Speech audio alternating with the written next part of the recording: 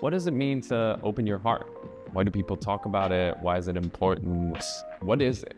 How do you do it? I think the best way to understand it is by seeing people that have a very open heart. The best example is children. It's very easy to connect with kids because their heart is very open, their field is very open, their energy is very open, and they kind of wear their heart on their sleeve. If they're shy, you know that they're shy. They're not gonna hide it, right? It's easy for them to connect with animals, with people, because they're innocent, so they trust. And as we go through life, we lose a lot of that trust. We start shielding ourselves. And when people start to connect with us or want to connect with us, they can see that wall of mistrust. And it can be very subtle. It doesn't have to be very cut and clear. I can have this mask where I'm easy to connect with and fun and great, but underneath I'm still protecting myself. I'm still keeping you at arm's length. That happens because I'm making assumptions about your ability to hurt me, which comes from my past trauma, the mistrust that I've gained through life experience that children don't have. Why is it important? There's a reason that you came to this video. You must feel somewhere the importance of opening your heart. We love in stories like Lord of the Rings, we love this innocence. Harry Potter, this innocence of children. It is something so endearing and so beautiful to us. And there's a reason for that. We understand how beautiful it is. And because we've lost it, we also feel like we cannot reclaim it. And what's beautiful about it is this ability to connect deeper with myself and with others, to be able to heal and mend the pain of the past and come into deeper connection with existence, really, with reality. Because as long as our hearts are closed, we will continue to get evidence that it needs to stay closed. This is what's called confirmation bias. We'll see and look for the evidence and see the evidence that people are untrustworthy, that men are untrustworthy, that women are untrustworthy, that our employees are untrustworthy, that our boss is untrustworthy. So why should we trust them? Why is this hard? Because at the end of the day, it's about vulnerability. It's about being willing to open this part of you that people can attack. You've been attacked in the past, and that took a toll on you.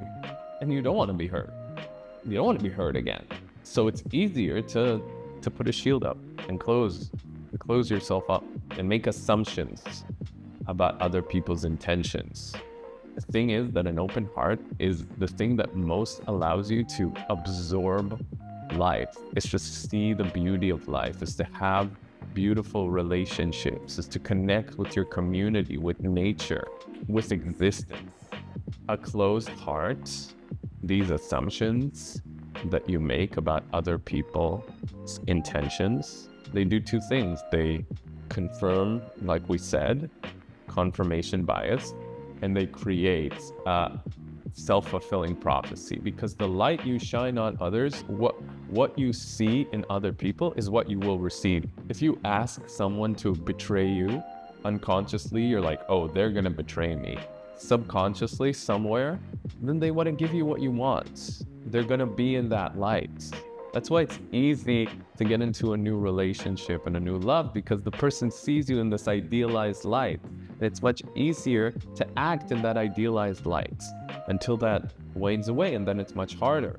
The light you shine on other people is the light you will receive and you will see, because you are a creator. You create your reality. This is not woo-woo or mumbo-jumbo. This is the energy you send out. The assumptions that you make on somebody is gonna prove itself to you. If your heart is closed, how do you open it? Well, the first step is to start noticing your own assumptions. Ask yourself these questions. Do I have any generalizations about people when it comes to trust, their ability to hurt me? Women aren't trustworthy. Men aren't trustworthy. People aren't trustworthy. Maybe my people are trustworthy, like a few people, but most people are not trustworthy. Most people are dangerous. Men are dangerous, women are dangerous. And I'm not saying become blind and fool yourself.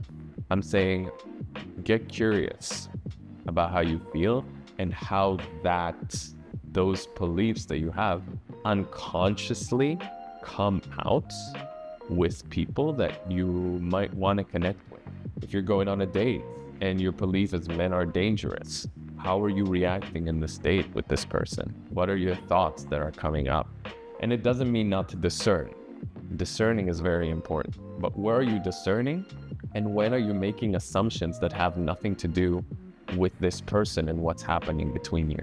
Where are your assumptions about protecting yourself and your heart? And it even doesn't mean doing anything different. I would say the first stage is just noticing. What are your assumptions? These assumptions will point you directly into your heart.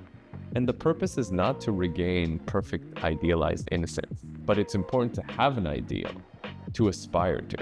Newsflash, you will get hurt. You will continue to get hurt throughout your life. But opening your heart is still worth it. It is so worth it. It allows you to enrich your connection with yourself, your relationships, allows you to meet your blind spots and work through them. It allows you to heal your deepest relational wounds and show up as a better human being with everybody around you. It's a hard process. It can be painful. You will make mistakes, but if you aspire, and this is a lifelong practice, you will never stop practicing opening your heart. Keep doing it. Please comment, tell me how this landed for you. What's your biggest challenge in opening your heart? What's the most beautiful thing you've experienced from opening your heart? We need to help each other because there is no job more important to us right now as humans. So let's do it together.